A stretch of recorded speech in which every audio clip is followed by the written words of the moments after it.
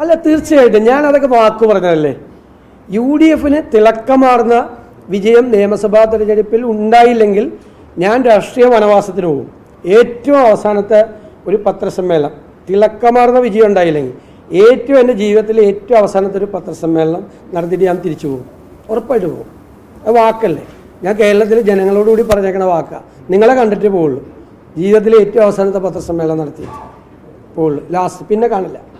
അങ്ങനത്തെ ഒരു അന്തരീക്ഷം ഉണ്ടായ എൻ്റെ കോൺഫിഡൻസ് എന്താണ്? എൻ്റെ കോൺഫിഡൻസ് ടീം UDF ആണ്. എൻ്റെ കോൺഫിഡൻസ് ലക്ഷക്കണക്കിന് വരുന്ന പ്രവർത്തകർ, ജനങ്ങൾ, ഇവരെ അധികാരത്തിൽ നിന്ന് താഴെ ഇറക്കി UDF അധികാരത്തിലേക്ക് തിരിച്ചു കൊണ്ടുവരണമെന്ന് ആഗ്രഹിക്കുന്നു. അവർക്ക് ഒരുപാട് പ്രതീക്ഷകളുണ്ട്. ഞങ്ങൾ ആ പ്രതീക്ഷകളെ സാഫല്യത്തിലെത്തിക്കാൻ വേണ്ടിയിട്ടുള്ള ഹോംവർക്കിലാണ് ഞങ്ങൾ. എവിടെയെല്ലാം LDF പരാജയപ്പെട്ടോ അവിടെയെല്ലാം ഞങ്ങൾ വിജയിക്കും എന്നുള്ള കോൺഫിഡൻസ്. സമ്പദ് വ്യവസ്ഥ അവർ തകർത്തു. അത് ഞങ്ങൾ നേരെയാക്കാനുള്ള ഓൾട്ടർനേറ്റീവ് പ്രോജക്റ്റ് ഞങ്ങൾക്കുണ്ട്. ഞങ്ങൾക്ക് ഒരു കൊല്ലത്തിനകം കേരളം ഉദിച്ചു ചേരും. 2 ആരോഗ്യ രംഗത്ത്, വിദ്യാഭ്യാസ രംഗത്ത്, കാർഷിക രംഗത്ത്, പട്ടികജാതി പട്ടിക വികസന രംഗത്ത്, തീരപ്രദേശത്തിൻ്റെ സങ്കടങ്ങളുടെ കാര്യത്തിൽ, പശ്ചിമഘട്ട മലനിരകളിലെ കർഷകരുടെ കാര്യത്തിൽ, കാർഷിക പ്രശ്നങ്ങളിൽ ഉൾപ്പെടെയുള്ള എല്ലാ കാര്യങ്ങളിലും കൃത്യമായ ബദൽ പദ്ധതികൾ, കേരളത്തിൽ ഒരു വലിയ ചേഞ്ച് ഉണ്ടാക്കുന്ന, എല്ലാ വികസന പ്രവർത്തനങ്ങളിലും ക്ഷേമ പ്രവർത്തനങ്ങളിലും അക്കൗണ്ടബിലിറ്റി ഉണ്ടാക്കുന്ന, അടിസ്ഥാനപരമായ മാറ്റം ഈ സംസ്ഥാനത്തിനുണ്ടാകുന്നു. സംസ്ഥാനത്തെ കുതിച്ചുചാട്ടത്തിന് പ്രേരണയാകുന്ന ഒരു കാര്യം ഞങ്ങൾ ജനുവരിയിൽ അവതരിപ്പിക്കും. ജനങ്ങളുടെ മുമ്പാകെ അവതരിപ്പിക്കും. ചെയ്യാൻ പറ്റാവുന്ന കാര്യങ്ങൾ മാത്രം. അതിൻ്റെ ഹോംവർക്ക് UDF തുടങ്ങിയിട്ട് 1 വർഷത്തോളമായി.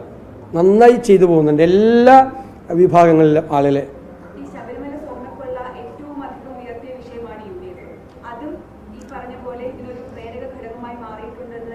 ഉറപ്പായിട്ടും ഞാൻ പറഞ്ഞല്ലോ, ഞാനത് വിശദീകരിച്ച എല്ലാ കുറ്റപത്രവും പറയായിരുന്നതുകൊണ്ടാണ്.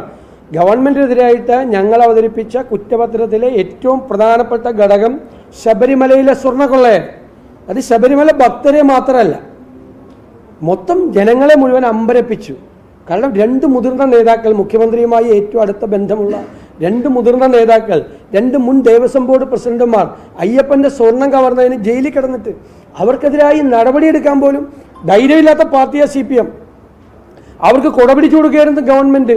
തീർച്ചയായും ഞങ്ങൾ ജനങ്ങളുടെ മുന്നിൽ അത് അവതരിപ്പിച്ചിട്ടുണ്ട്. BJP അതിൽ നിന്ന് ഒളിച്ചോടി. ഇവർ തമ്മിലുള്ള അവിഹിതമായ ബന്ധം കൊണ്ടാണ് BJP അതിൽ നിന്ന് ഒളിച്ചോടിയത്. ശബരിമല വിഷയം അവർ ഉയർത്താതെ, ശബരിമല ഒരു വിഷയമല്ലെന്നാണ് BJP നേതാക്കൾ പറഞ്ഞു. ഒരു വിഷയമല്ലെന്നാണ് പറഞ്ഞത്. ഞങ്ങൾ പറഞ്ഞു വിഷയമാണെന്ന് പറഞ്ഞു. വിഷയമായിരുന്നു. ഞങ്ങൾ എല്ലായിടത്തും പറഞ്ഞു. ആ വിഷയത്തെ സൈഡ് ലൈൻ ചെയ്യാൻ വേണ്ടിയിട്ട് ഒരുപാട് ശ്രമം CPM-ൻ്റെ നേതൃത്വത്തിൽ നടന്നു. അതുകൊണ്ടാണ് ഞാൻ SIT-യുടെ മീതെ സമ്മർദ്ദം ചെലുത്തുന്നു മുഖ്യമന്ത്രിയുടെ ഓഫീസ് എന്ന് പറഞ്ഞത്. ലോകത്തെവിടെയായാലും ഏത് സമയത്തും 24 വാർത്തകളും ഓഗ്മെന്റഡ് റിയാലിറ്റി പാക്കേജുകളും എക്സ്പ്ലെയിനറുകളും വിശദമായി കാണാൻ ഞങ്ങളുടെ YouTube ചാനൽ നിങ്ങൾക്ക് സബ്സ്ക്രൈബ് ചെയ്യാം.